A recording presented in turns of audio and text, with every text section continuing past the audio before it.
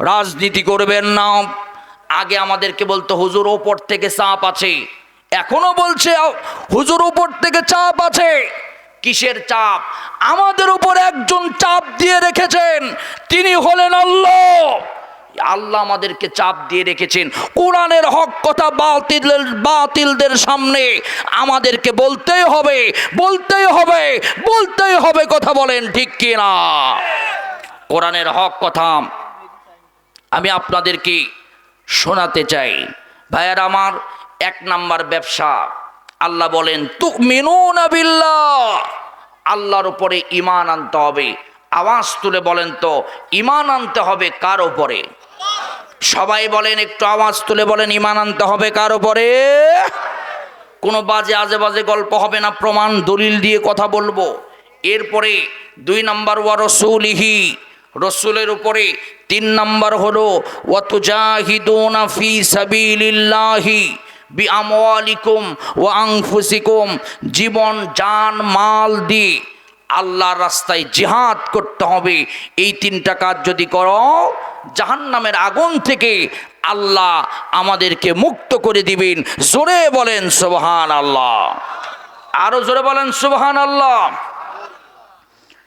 এবার জিজ্ঞাসা করলাম, আল্লাহ তোমার উপরে যদি ঈমান আনি আমাদের কি লাভ হবে? আল্লাহ বললেন, বান্দা জাহান্নামের আগুন তোমাকে মুক্ত করে দিব। তোমার রাসূলের উপরে যদি ঈমান আনে আমাদের কি লাভ হবে? আল্লাহ রাব্বুল আলামিন সুন্দর করে জানিয়ে দিলেন, বান্দা শুনে রাখো, ইয়া আইয়ুহাল্লাযীনা আমানু ওয়া আমিনু বিরাসূলিহি ইউতিকুম কিফলাইনি মির রাহমাতিহি ওয়া ইয়াজআল লাকুম নূরান তামশুনা বিহি ওয়া ইয়াগফির লাকুম ওয়াল্লাহু গফুরুর রহিম। আল্লাহ রাব্বুল আলামিন বললেন, কেউ যদি নবীর উপর ঈমান আনার মতো আনে, আল্লাহ রাব্বুল আলামিন ডবল পুরস্কার দিবেন।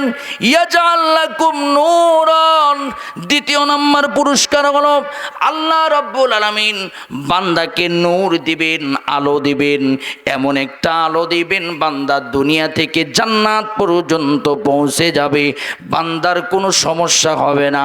3 নম্বর নূর হলো আল্লাহ পাক 3 নম্বর পুরস্কার বান্দাকে দান করবেন, ওয়া ইয়াগফির লাকুম, বান্দার জীবনের সমস্ত গুনাহ আল্লাহ রাব্বুল আলামিন মাফ করে দিবেন।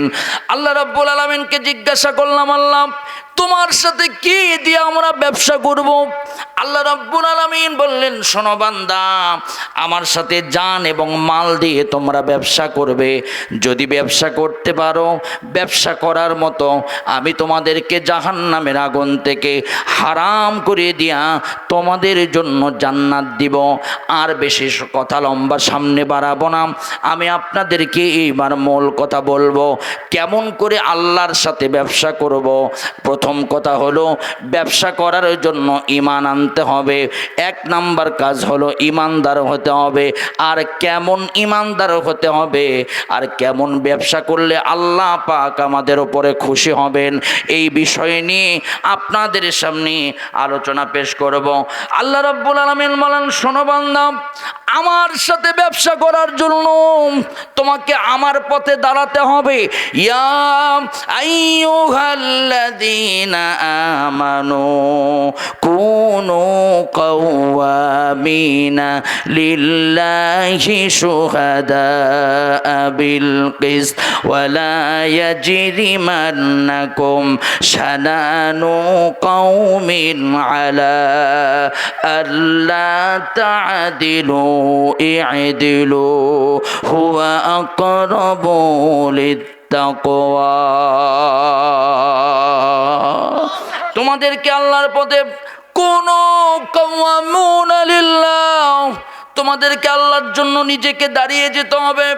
আল্লাহর কাছে প্রশ্ন করলাম, আল্লাহ আমরা যদি দাঁড়াই কি লাভ হবে? আল্লাহ বলছেন, তোমরা যদি দাঁড়াও ইসলাম বিজয় হয়ে যাবে, ইসলাম প্রতিষ্ঠিত হয়ে যাবে, আল্লাহর কোরআন প্রতিষ্ঠিত হয়ে যাবে, আল্লাহকে জিজ্ঞাসা করলাম, আল্লাহ তোমার পথে যদি আমরা না দাঁড়াই, শুধু যদি নামাজে দাঁড়াই, তাহলে কি আমরা জান্নাত পাবো?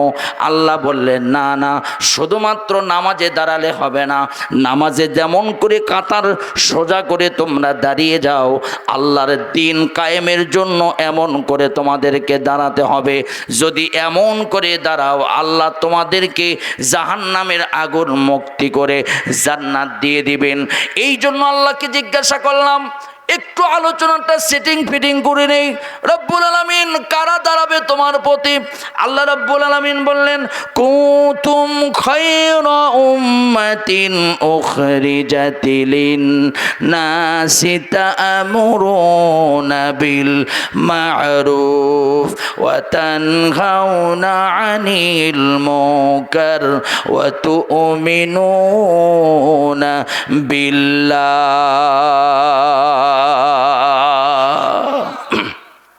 এই জাতির ভিতর থেকে এমন মানুষ দাঁড়িয়ে যাবে যাদেরকে আমি এই জাতির শ্রেষ্ঠ উম্মত বানিয়েছি। জোরে বলেন না সুবহানাল্লাহ। আমার প্রিয় বন্ধুগণ, আমার প্রিয় ভাইয়ের আমার, এবার তাহলে মূল আলোচনায় চলে আসি আমি।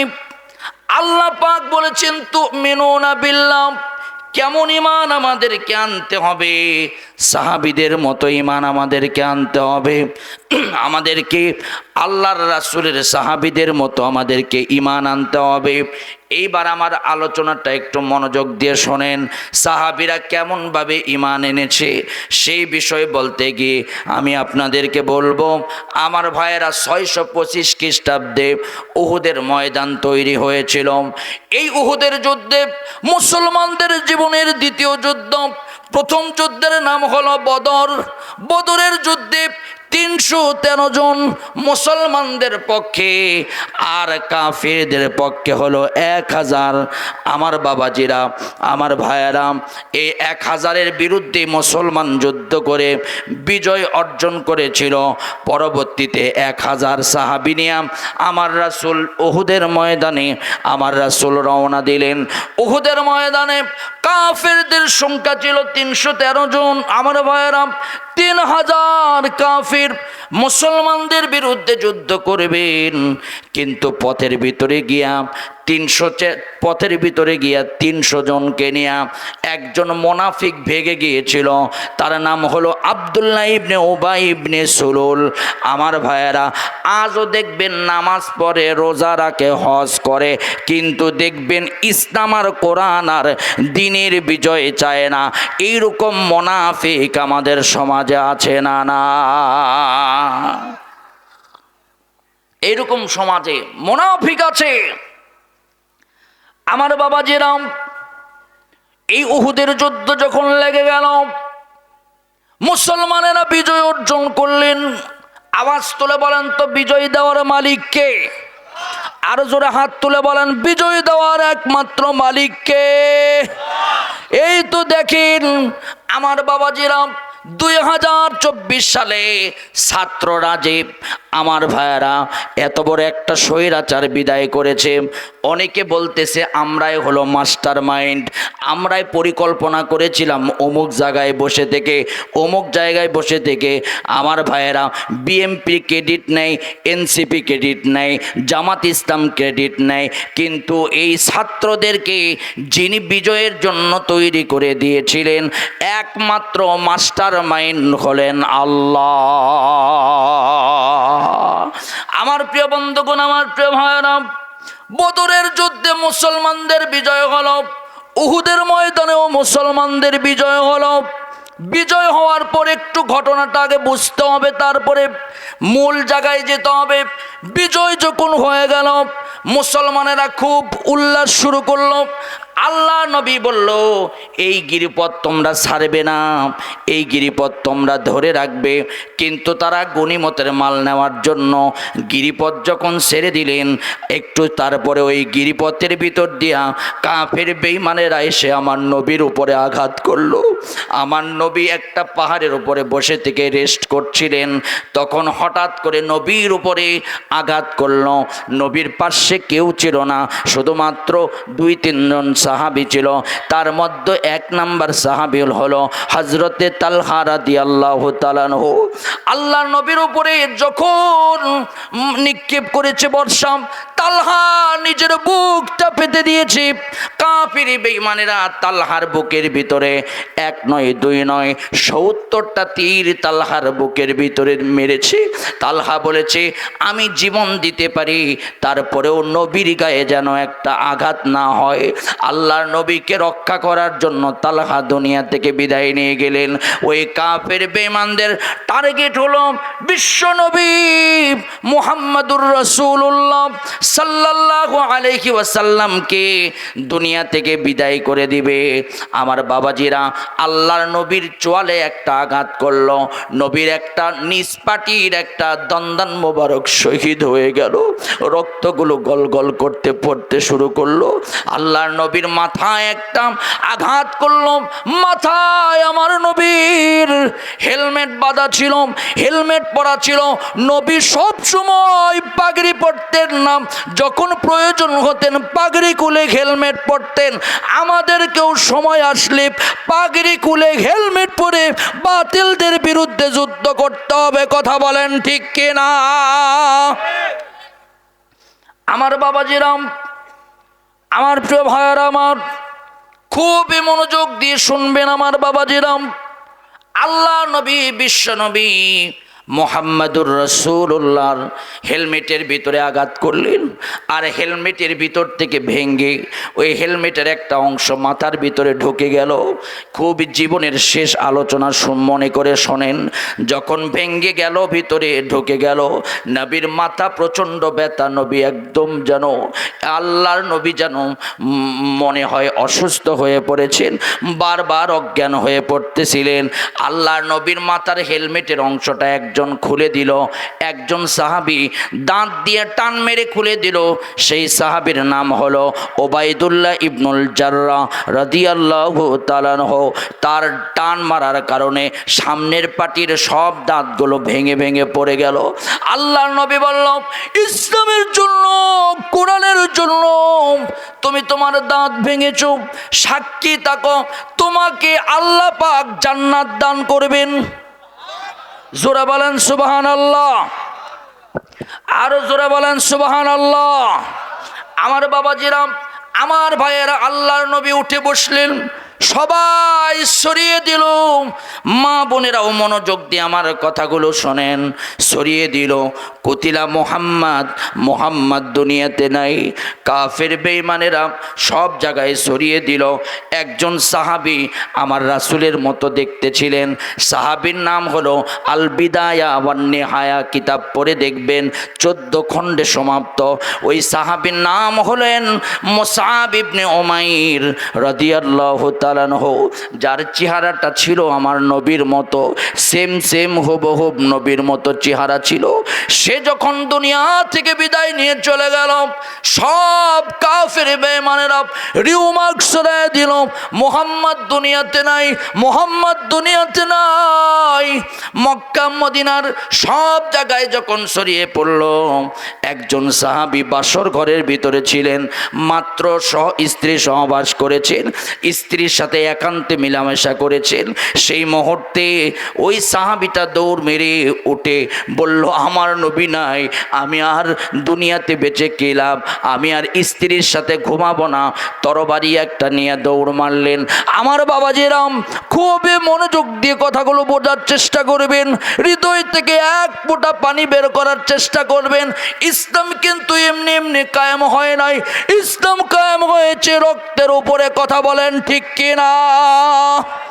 ইসলাম কায়েম হয়েছে জীবনের উপরে আমার বাবাজি। ইসলাম কায়েম হয়েছে, আল্লাহর দিন কায়েম হয়েছে জীবনের উপরে। খুবই মনোযোগ দিয়ে কথাগুলো বোঝার চেষ্টা করবেন। আল্লামা সাঈদী সাহেবকে কেন হত্যা করা হয়েছে? এই বাংলাদেশে তিন জিনিসের কারণে সারা পৃথিবীতে বাংলাদেশ পরিচিত।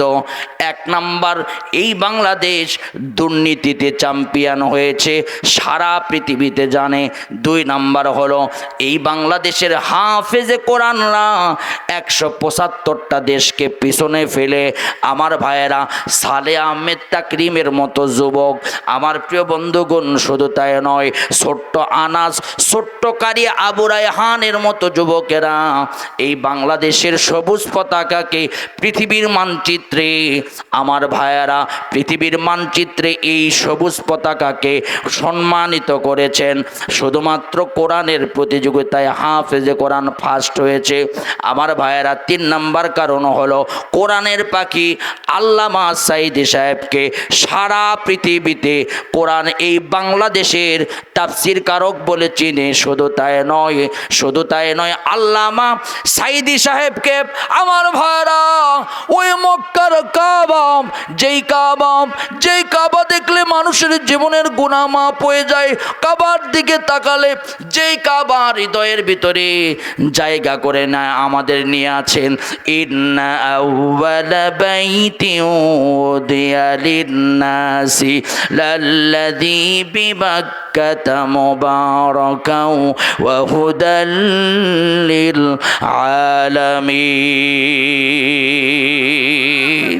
যেই কাবা আল্লাহ রাব্বুল আলামিন প্রথমে সৃষ্টি করেছেন, এই কাবা, যেই কাবাকে আমরা দেখার জন্য হৃদয়টা কাঁদে, সেই কাবার চাবিটা খুলে দিয়েছিল আল্লামা সাঈদী সাহেব। কাবার ভিতরে বসে বসে প্রাণ খুলে প্রত্যেক বছর দোয়া করতেন। সেই সাঈদী সাহেবের কারণে সারা বাংলাদেশকে চিনে, সারা বাংলাদেশকে পৃথিবীর মানচিত্রে চিনে। সেই সাঈদী সাহেবকে কোরআনের কারণে বিষ প্রয়োগ করে আল্লামা সাঈদীকে হত্যা করা হয়েছে। দীর্ঘ 13টা বছর তাকে জেলখানার ভিতরে বন্দি করা হয়েছে। ভাইয়েরা আমার, ইসলাম কিন্তু এমনি আসে নাই। আল্লাহর নবীর যখন মৃত্যুর কথা শুনলেন, আমার ভাইয়েরা বাসর ঘর থেকে উঠে গেলেন। স্ত্রী বললেন, ও প্রাণের স্বামী গো, একটুখানি সময় দাও, শুধু কূপ থেকে পানিটা উঠাবো, তোমার গায়ের ভিতরে পানিটা জান্নাতি পানিটা ঢেলে দিব, আর তুমি চলে যাবে। বলছে, না, তুমি মাসালা রাখো, যেখানে আমার নবী ইসলামের বিজয় হবে না, ইসলামকে দুনিয়া থেকে বিদায় করে দিবে, সেখানে আমার গোসলের প্রয়োজন নাই। চলে গেলেন যুদ্ধের ময়দানে, যুদ্ধ করলেন। আল্লাহর নবী হেলমেটের ভাঙা অংশটা তোলার পর বিশ্বনবী বলছেন, ও সাহাবীরা, তোমরা তাকায় দেখো আমার কোন কোন সাহাবী দুনিয়া থেকে বিদায় নিয়ে চলে গিয়েছেন। একজন সাহাবী খুঁজতে শুরু করলেন। বিশ্বনবী বললেন, দেখো তো এই রক্তাক্ত হয়েছে, তোমরা একটু খুঁজে দেখো। আল্লাহর নবীর সাহাবীরা খুঁজে দেখলেন 69টা লাশ উহুদের ময়দানে পড়ে আছে। চিৎকার দিয়ে বলেন, আল্লাহু আকবার। 69টা লাশ। কিন্তু সাহাবীদেরকে গোনার পর দেখলেন 70 জন সাহাবী দুনিয়াতে নাই। বিশ্বনবী বললেন, ও সাহাবীরা, আর একটা লাশ কোথায়? তোমরা একটু খুঁজে দেখো। সাহাবীরা খুঁজতে শুরু করলেন। খুঁজতে দেখলেন আর একটা লাশ খুঁজে পাওয়া যায় না। আল্লাহর নবী দেখলেন একজন নারী দাঁড়ায় আছে। ওই নারীটা মনে মনে চোখ দিয়ে পানি পড়তেছে আর রাসূলের উপরে দরুদ পড়তেছে। আল্লাহর নবীকে বারবার ইশারা দিয়ে ডাকতেছে। নবী বললেন, কে তুমি? আমার কাছে আসো। আল্লাহর নবীর কাছে এসে বললেন, ইয়া রাসূলুল্লাহ, একটু সাইডে আসেন, আপনার সাথে আমার গোপন কথা আছে। নবী একটু সাইডে গিয়ে একটা পাথরের উপরে বসলেন। নবীর গায়ে কিন্তু শক্তি নাই। বিশ্বনবী অত্যন্ত দুর্বল হয়ে পড়েছেন, নবীর শরীরে শক্তি নাই। আল্লাহর নবী বসলেন। বসার পরে বললেন, ইয়া রাসূলুল্লাহ, আমার স্বামীর নাম হলো হানজালা। আমার স্বামী গোসল হয় নাই, আমার স্বামী বাসর ঘরের ভিতরে আমার সাথে মেলামেশা করেছে, গোসল পর্যন্ত করে নাই। আমার স্বামীকে তো খুঁজে পাই না নবী।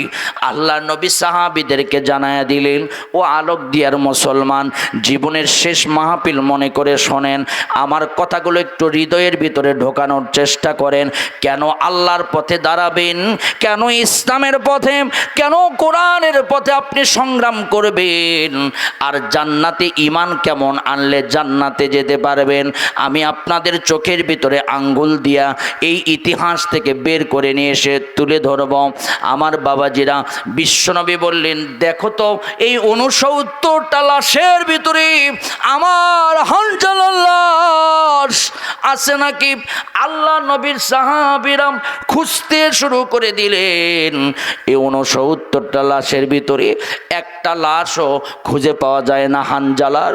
কত মানুষের লাশ খুঁজে পাওয়া যায়।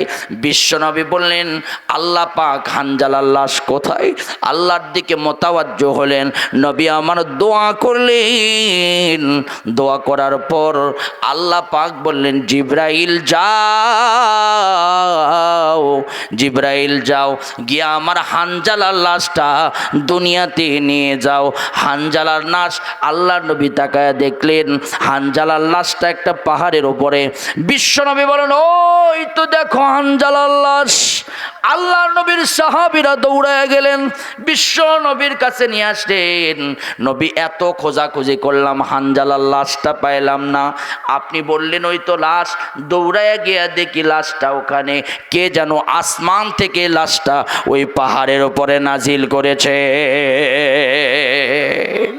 আল্লাহর নবী বললেন, হানজালার চুলের দিকে একটু তাকায় দেখো তো। চুলের দিকে তাকালো, টুপ টুপ করে পানি পড়তেছে। উহুদের মাঠে, জিহাদের মাঠে যারা শহীদ হয়ে যায়, আল্লাহ নবী বলেছেন তাদেরকে গোসল করানো লাগবে না, তাদেরকে বাহিরের কোনো কাফন দিতে হবে না, শরীরে যা আছে তাই দিয়ে তাদেরকে দাফন কাফন করে দাও। নবী আমার দাফন কাফন করে দেওয়ার জন্য রেডি হয়ে গেলেন। আল্লাহ নবী বললেন, হানজালার লাশটা তোমরা সুন্দর করে রেখে দাও। জান্নাতি পানি দিয়া হানজালাকে গোসল করানো হয়েছে। হানজালার একবার হানজালার জানাজা হবে না। প্রত্যেকটা 70 জন সাহাবী, এই 70 জন সাহাবীর সাথে 69 জন সাহাবীর সাথে হানজালার লাশকে প্রত্যেকবার জানাজা করানো হবে। আমার বাবাজিরা, মজার ঘটনা হলো, খুবই মনোযোগ দিয়ে শোনেন। আল্লাহ নবী বলেন, সব সাহাবীদের লাশগুলো একটু দেখাও আমারে। আমার নবী যত বেশি উহুদের দিন কেঁদেছেন, উহুদের ময়দানে যত বেশি কেঁদেছেন, অন্য কোনো দিন আমার নবী এত বেশি কাঁদেন নাই। হাদিস প্রমাণ, আব্দুর রহমান ইবনে আউফ হাদিস বর্ণনা করেছেন, বুখারীর হাদিসের ভিতরে এসেছে। আমার বাবাজিরা, বুখারীর হাদিসের ভিতরে এসেছে, নবী আমার এত বেশি কেঁদেছিলেন, বিশ্বনবী লাশগুলোকে খুলতে শুরু করে দিলেন। আমার বাবাজিরা, খুলতে খুলতে আল্লাহর নবী দেখলেন তার চাচা আমিরে হামজার লাশ। ও মুরব্বী বাবাজিরা, আমার চাচা হাউমাও করে কেঁদে কেঁদে একদম চোখটা ভাসায়া দিয়ে বললেন, আমার বাবা ছিল না দুনিয়াতে, আমি আমিরে হামজার চেহারার দিকে তাকায়াম, আমার বাবার কথা আমি মনে পড়তাম, আমার বাবার কথা আমি স্মরণ করতাম, আমার বাবার তৃষ্ণা আমি মিটাইয়ে দিতাম। কিন্তু আমিরে হামজা আজকে শহীদ হয়ে গেল। ও বাবাজিরা, বিশ্বনবী বলেন, আমার চাচার হাত নাই, আমার চাচার পা নাই, ইসলামের জন্য আমার চাচার হাত কেটেছে, পা কেটেছে, চোখ, শরীরের সব অঙ্গগুলো কেটে কেটে 70টা টুকরা করে দিয়েছি। আমার বাবাজিরা 70টা টুকরা করে দিয়েছি। নবী বলেন, আমার চাচার সেই কলিজা পর্যন্ত কাফেরেরা বের করে পুরা উহুদের মাঠ ছিটায়া দিয়েছি। আমার চাচা ইসলামের জন্য রক্ত উপস্থাপন করেছে। আমি বললাম, ও সাহাবীরা, আমার চাচার জানাজা রেডি করো। চাচার জানাজা দেওয়া হলো। বিশ্বনবী এবার বললেন, সবগুলো জানাজা হয়ে গেল, মাত্র 3টা লাশ বাকি। নবী আমার বললেন, কোন কোন 3টা লাশ বাকি? বলছি, ইয়া রাসূলুল্লাহ, আপনার সব সাহাবীদেরকে আজকে দাফন কাফনের ব্যবস্থা করা হয়েছে, কিন্তু 3 জন সাহাবীর দাফন কাফনের ব্যবস্থা এখনো করা হয় নাই। বলছে কোন 3 জন? বলছে 1 নাম্বার হলো আমর ইবনুল জামহু, 2 নাম্বার হলো মুসআব ইবনে উমাইর, 3 নাম্বার হলো আব্দুল্লাহ ইবনে আমর। এই 3 জনের লাশকে দাফন করা হয় না এখনো, এই 3 জনের লাশ বাকি আছে।